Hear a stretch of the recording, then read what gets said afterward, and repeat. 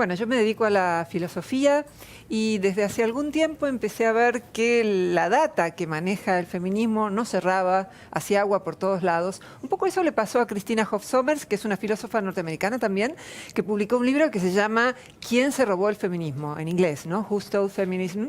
Y allí ella divide el feminismo en dos: el feminismo corporativo, que es aquel que brega por ventajas para las mujeres, y el feminismo de la igualdad, que es el que tiene que ver con los derechos humanos. Es el que tiene en cuenta que si los varones están perjudicados en algún dominio, eso también hay que atenderlo porque pertenece justamente al dominio de los derechos individuales, de los derechos civiles. Bien, te escuchamos atentamente. Antes de juzgar, vamos a escuchar, que es un paso necesario. ¿Con qué dialogás imaginariamente o realmente y discutís en tus artículos en el diario, en los diarios que hemos leído últimamente? ¿Cuáles son las observaciones por las cuales vos decís se puede hacer feminismo científico? Que un poco invita al dato duro, supongo, este adjetivo científico. Yo en un comienzo traté de dialogar con el feminismo, con algunas figuras bastante conocidas del feminismo. Cuando vi que el diálogo era imposible decir, mira, yo tengo acá un estudio científico que me da una data distinta, la brecha salarial no es desigual paga por el mismo trabajo, es que las mujeres cuando son madres trabajan menos horas, quieren trabajar menos horas, la mayoría quiere hacer un trabajo parcial, y así como esa data era problemática, otras también, se cerraba la puerta. A ver, vos cuestionaste un par de afirmaciones medio cerradas y contundentes, y es: las mujeres padecen a igual posición menos salario, y hay un techo de cristal en las organizaciones por las cuales las mujeres llegan hasta determinado cargo o posición y después no pueden romper ese techo y llegar hasta el vértice de la pirámide. Claro, el feminismo hegemónico cree que hay discriminación y que por eso las mujeres no escalan en los puestos de poder. Hay bastante evidencia de que, relacionado con lo anterior que dije, cuando las mujeres son madres pueden trabajar menos tiempo, y eso supone también no trabajar tan intensamente como para escalar en las posiciones de poder. Pero además hay otras explicaciones complementarias que sería muy largo detallar porque no tienen que ver solo con fenómenos culturales, por las cuales los varones tienden a ser más competitivos, por las cuales cuando las mujeres tienen que responder una encuesta en la que tienen que decir cuánto desean ganar, dicen que quieren ganar menos que los varones. Las mujeres quieren pero pará, ya empecemos a como meter algunas cositas.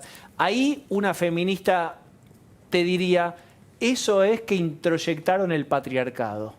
El problema del patriarcado, que yo creo que es un mito, creo que ya no vivimos en un patriarcado, es que no tiene lo que se llaman hipótesis falsables. Vos, para saber si existe algo en términos científicos, lo que tenés que hacer es traducir eso a, por ejemplo, los reclamos más importantes del feminismo. Por ejemplo, que hay brecha salarial, hay evidencia de que no, que hay techo de cristal, que a las mujeres no las dejan seguir carreras técnicas como física, matemáticas. Bueno, es que eligen eso. Hay una paradoja que se llama la paradoja de la igualdad, y es que en los países con mayor igualdad de género, Noruega, Suecia, todos los países escandinavos, hay menos mujeres en puestos jerárquicos porque, como están mejor económicamente, pueden quedarse más tiempo en su casa cuando son madres. Hay menos mujeres que cursan esas carreras técnicas porque siguen lo que les gusta, que son carreras, termino esto, focalizadas en personas y no en objetos como las carreras técnicas. No se trata de eso, Roxana, de debatir y cambiar esos parámetros culturales. A la mujer se queda más tiempo en la casa cuidando a su hijo, y a lo mejor también es tarea del hombre quedarse el mismo tiempo en la casa cuidando a su hijo, y esto le permite a la mujer tener más tiempo en el ámbito laboral. Por supuesto, hay cambios que es necesario hacer. No estamos diciendo acá que la mujer tiene que volver a la esfera doméstica. Lo que estamos diciendo es que, según la data que tenemos, el 80% o más de los varones ya no quiere esa mujer que se queda solo en la casa. Y la mujer tampoco quiere quedarse en general solo en la casa. Pero hay bastante evidencia de que cuando pueden darse ese lujo, las madres, que son la mayoría de las mujeres, más de la mitad, prefieren trabajar menos porque la faena de criar un hijo es muy pesada, es muy dura, y entonces prefieren eso, y también prefieren tener una vida con roles más distribuidos. Por ejemplo, para las mujeres, en promedio siempre hablamos, es más importante tener una vida social, no dedicar solamente su tiempo a trabajar, que es lo que hacen mucho más los varones, porque justamente hay, en el hecho de que seamos el quinto primate, un estilo muy competitivo en general en los varones que tiene que ver con encontrar un lugar en el estatus y socializar con grupos más amplios. Las mujeres tienden a socializar con grupos más pequeños. Entonces, para resumir, tenemos que diferenciar lo que es discriminación de lo que es preferencia de la mujer. Insisto con esto, y te dejo que Pablo quiere preguntarte, y le doy una vuelta a la pregunta, que es: ¿vos lo ves parte desde una posición más evolucionista de la especie, o lo atribuís a algo cultural, entonces la elección ya no sería tan propia de la mujer, sino de la cultura que la atraviesa. Pero yo no es que pienso eso, lo pregunto simplemente. Hubo una verdadera revolución en el campo de las ciencias en la década del 90. La metafísica de la que parte el feminismo hegemónico es que nacemos como páginas en blanco, como tábulas rasas. Es lo que decía John Locke. Hoy hay mucha evidencia de que no nacemos como tábulas rasas, que hombres y mujeres enfrentaron estrategias distintas en la historia de nuestra especie. Si fuera un teclado de un piano, nosotros en la cultura representamos la última tecla. Entonces, raro hubiera sido que, teniendo estrategias diversas para la reproducción, hombres y mujeres no tuvieran características psicológicas particulares. Entonces, sí, es un elemento importante, pero enseguida nos acusan de determinismo biológico. No, ambas cosas influyen. Y somos un animal muy flexible. Como decían recién, ahora los varones están participando más en todas las tareas domésticas y eso es muy bueno. Bien, Pablo. Roxana, en los últimos tiempos, está claro, hubo una explosión mundial y también nacional con el tema de denuncias de acosos, de abusos sexuales, ¿no? Empezó hace unos años con la iglesia, pero después se multiplicó al mundo del espectáculo y a otras áreas. Bueno, ¿cuál es tu postura frente a eso? Si esto es algo nuevo, es algo que pasaba y antes no se hablaba, es algo que se acentuó. ¿Y cómo habría que tratarlo, digo, para que tampoco termine siendo una casa de brujas total, ¿no? Bueno, tema interesante. En principio me parece positivo que se ponga un límite a la posibilidad verdadera de acoso, que tradicionalmente era lo que provenía de un varón en general, aunque no solamente hay acoso de varón, ubicado en una escala superior de la jerarquía que trataba de seducir a una mujer y si no la echaba o si no tomaba algún tipo de represalias. Un problema que hay con el tema del acoso es que no definimos qué entendemos por acoso sexual y ahora también eso se traslada a la violación. O sea, en este tiempo de linchamiento público, algo que hemos visto es que incluso mujeres que se quejaban porque su marido quería tener más sexo que ella, lo denunciaban cuando ya era ex por violación. Entonces, me parece que tenemos que preservar garantías constitucionales básicas como son la presunción de inocencia. No vivimos en una ordalía medieval, sino que vivimos en un Estado de Derecho y si todavía no hay una sentencia firme en casos de violencia sexual, me parece que hay que ser muy cauteloso con lo que se dice públicamente y no estoy de acuerdo con los linchamientos públicos. Distinto me parece que es pensar en la corrupción. En la Argentina sabemos que la mayor parte de las veces los políticos corruptos no han sido sancionados. Entonces, que eso pueda formar parte de la escena pública me parece importante. Ahora, no es lo que pasa con las violaciones. Hay 10.000 violadores en las cárceles argentinas. Las mujeres tienen donde presentar una denuncia. Entonces, es falso lo que dicen muchos periodistas de que el linchamiento se justifica o el escrache se justifica porque las mujeres no son creídas. Bien, no les creen, está claro. ¿Lu?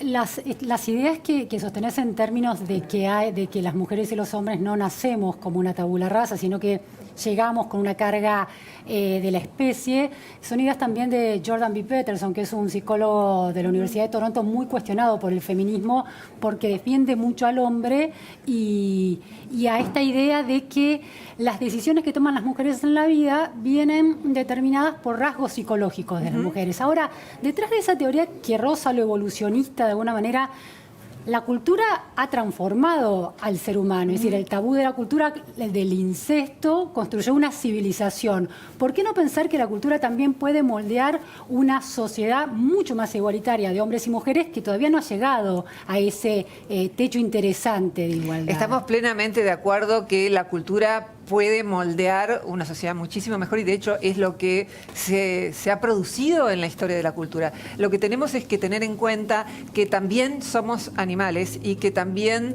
traemos algunos rasgos psicológicos que no son reductibles a la cultura. El más importante es el que tiene que ver con que en promedio la mayoría de las mujeres encuentran más atractivo trabajar con personas y con lo vivo en general.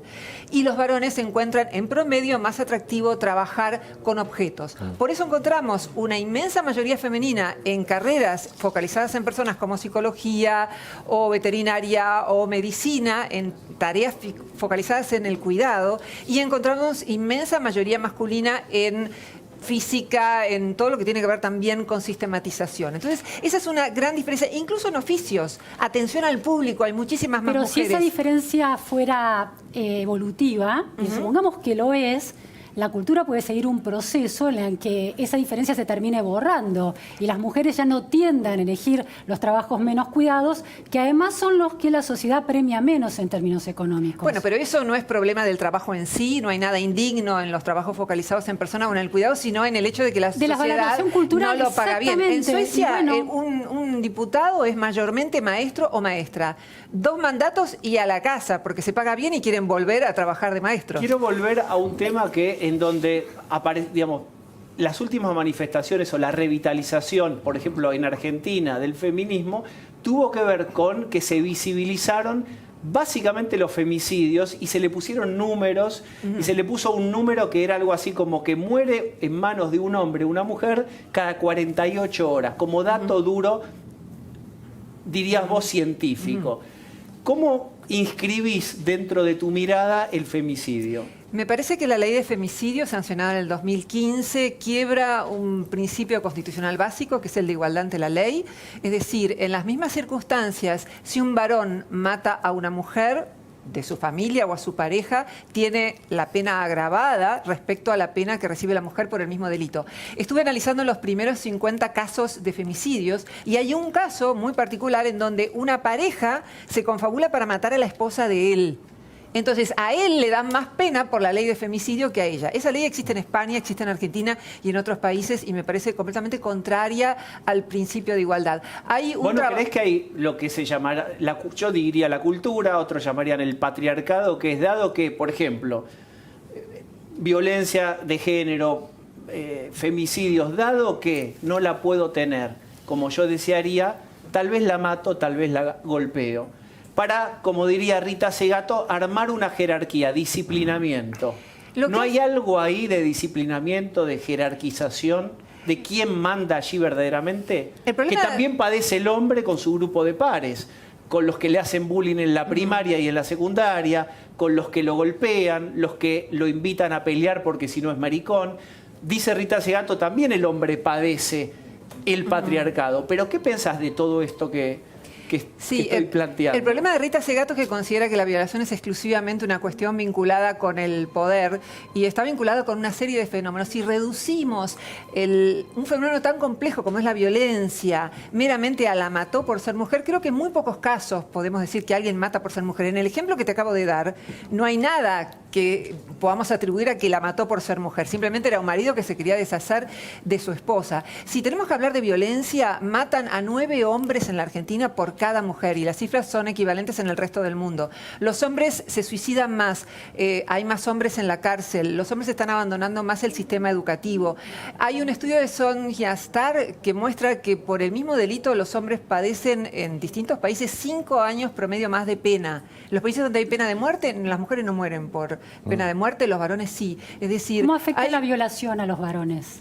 ¿Cuántos varones, cuál es la tasa de violación de hombres comparado con mujeres? Por supuesto que hay más violación de... Bueno, pero el problema es ahí el siguiente. O sea, hay muchos menores violados, varones, y hay muchos violados en las cárceles. En Estados Unidos hay más varones violados que mujeres, porque tienen 1.200.000 personas en las cárceles. Es el país del mundo con más presos por cantidad de habitantes. Pero eso sobre la población carcelaria, no sobre la población total. Sobre la población carcelaria. Ahora, un problema es que cuando se dice que también la muerte de varones es un problema, el argumento feminista es, bueno, pero lo mató otro varón, que sería equivalente a decir, no importa que muera un negro en el Bronx, porque total lo mató otro negro. Es decir, si vamos a juzgar la acción de una persona desde el punto de vista judicial y ético, no podemos juzgar una acción individual en función del colectivo al que pertenece. Eso es bueno, pero hay acciones de política a la pública de ética y a la ley. discriminación positiva. Las políticas públicas tienen acciones de discriminación positiva en relación a minorías. Las mujeres pueden sentirse minorías en términos de su visibilización.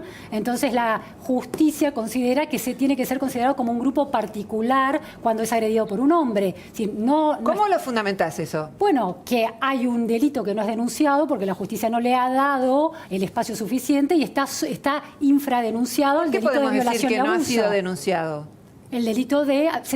Las estadísticas dicen que la cantidad de denuncias de abuso sexual están subrepresentando el verdadero problema del abuso sexual.